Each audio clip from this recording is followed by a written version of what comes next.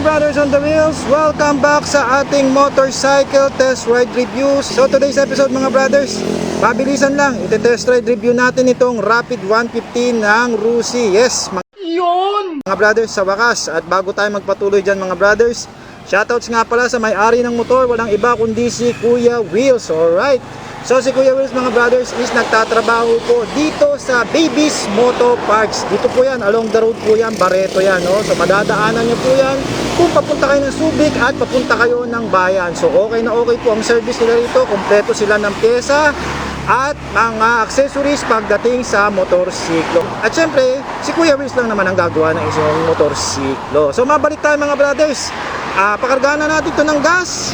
At syempre, sakyan na natin para malaman na natin. Get ready. Drop the beat.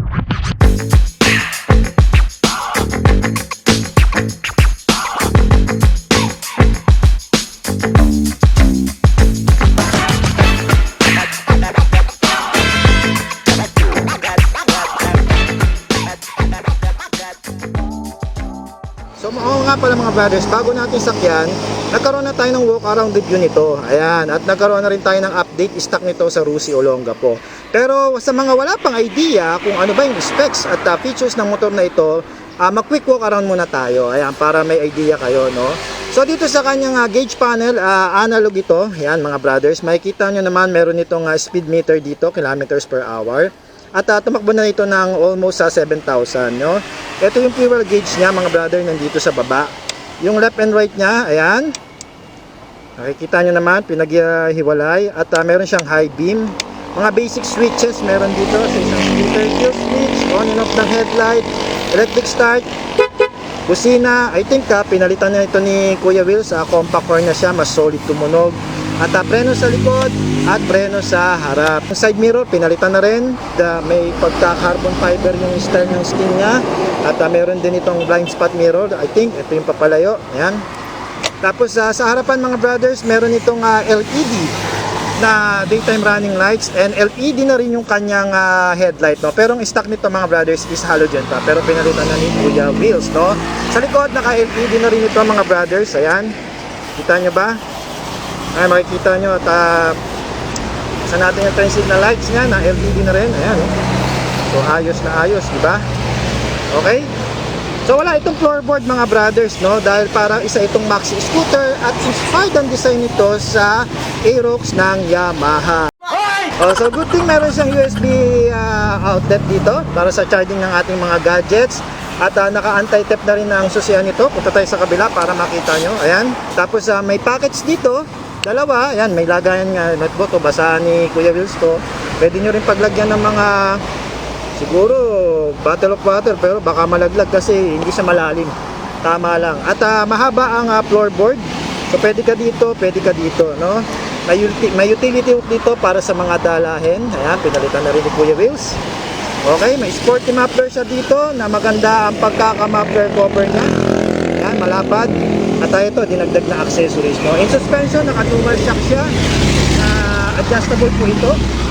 Yan, makikita nyo naman. And front suspension niya is telescopic port naman dito sa harapan, okay?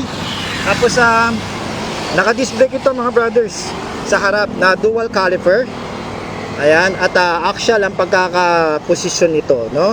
Tapos, ang kanyang tire size is 110 by 70 na tubeless na rin na ito, no, na 13 inches ang wheel mags niya. Tsaka malapad yung mags niya mga brothers. At nakaano ito, 10 spoke kung di ako nagkakamali. Ayan, pagka inano mo, 5 siya. Pero maganda yung pagkakamags dito ng Rusi, makapal talaga sila magmags.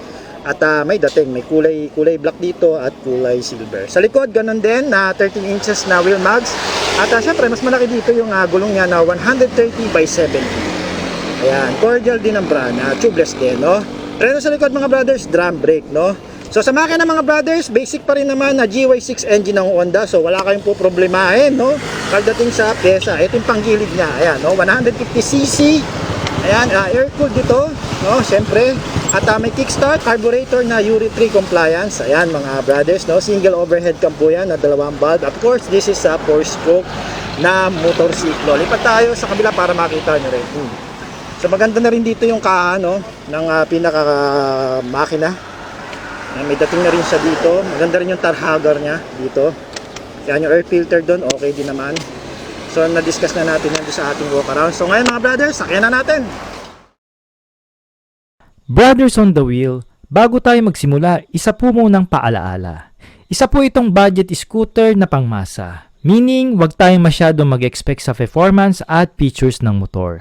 At pagtagal, nasa paggamit pa rin natin at pagmiminti na ang itatagal ng isang motorsiklo kahit anong brand pa yan.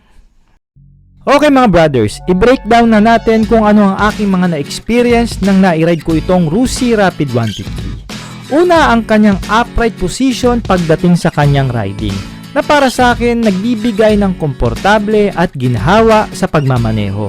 At kahit siguro mapa-long ride at abutan ka ng malalang traffic sa daanan, ay paniguradong hindi ka ganong kapagod, plus malapad ang upuan nitong Rapid 150 na may konting dulas sa seat cover na para sa akin ay goods na goods para maiwasan ng ipit yagballs attack dahil sa mga biglaang pagpreno.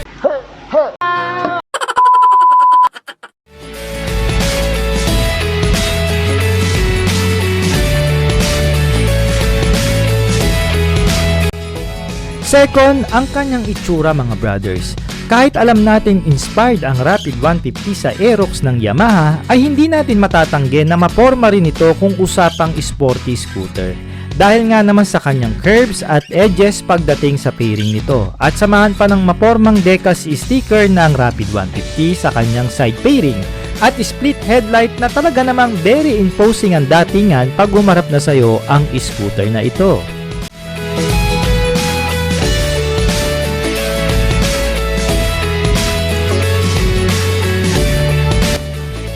Pangatlo mga brothers, yung gaang ng motorsiklo pag tumatakbo na. Akala ko nga mukhang mabigat ito dahil may kabigatan siya i-center stand at ibaba sa kanyang pagkakatayo.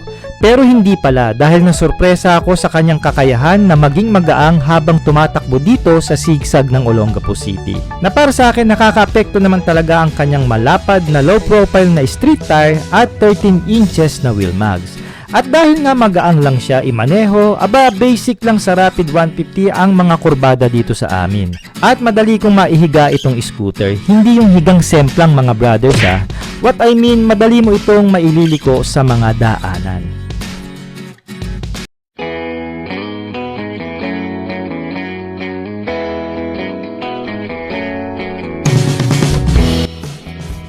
Sa pang-apat, yung hatak o arangkada nitong Rapid 150 na para sa akin ay tama lang, na kailangan ng buwelo sa rektahang takbuhan para makaarangkada ng maayos. At given na yan mga brothers dahil nagamit pa ito ng isang GY6 engine na pattern sa makina ng Honda. Dahil alam naman natin na may kalumaan na ang makina ng ito at mababa lang ang power output nito at max torque. At kung sigurong mabitin ka sa hatak, ay pwede mo namang i-upgrade ang bola ng scooter para mas lumakas pa ang arangkada nito. Pero kung touring lang naman, no need na mga brothers dahil tatakbo naman ito ng suwabe. At isa pa, no need na magmabilis ngayon dahil sa taas na ng presyo ng gasolina.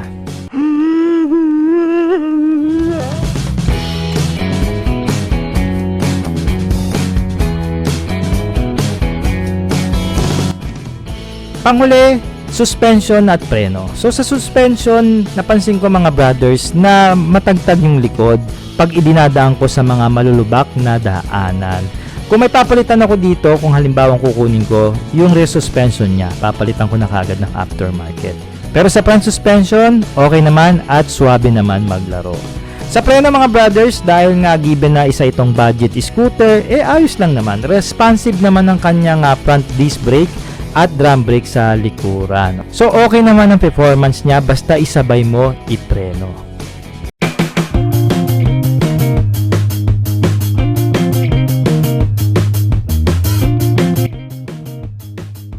So kung ikaw yung isang rider na naghahanap ng simpleng motorsiklo na may porma at kaya kang dalhin sa mga lugar na gusto mong puntahan na hindi ka naman nagmamabilis kahit rapid ang kanyang model name, try to consider ang scooter na ito. Dahil mababa lang naman ang presyo nito lalo na pagdating sa kanyang monthly payment. At low maintenance naman dahil carburetor pa. Hindi ka rin naman mahirapan sa parts dahil nagamit pa ito ng isang GY6 engine ng pattern ng Honda, sabi ko nga kanina. So ako nga po pala si Art ng Sort Moto. Maraming salamat sa inyong pagsama sa huling yugto ng ating episode. At magsama-sama tayo ulit para sa isa na namang motorcycle test ride review. Dito lang yan sa Sort Moto. Cheers! Bye. Have a great time. Ayan o, shoutouts kay ate, yung nag-prepare ng pandesal ko. Ayan, dito lang yan sa, ano ba pangalan nila? Lagi ako nabili rito, hindi ko alam yung pangalan. Ano ba pangalan nito? Ayan, Papay's Pandesal. Dito yan mga brother sa Olongapo City, sa mismong babaan dito sa Blue Jeep. So, masarap yung pandesal nila dito, kaya maraming nabili. Kahit ako, dumadayo pa, taga Barreto ako eh.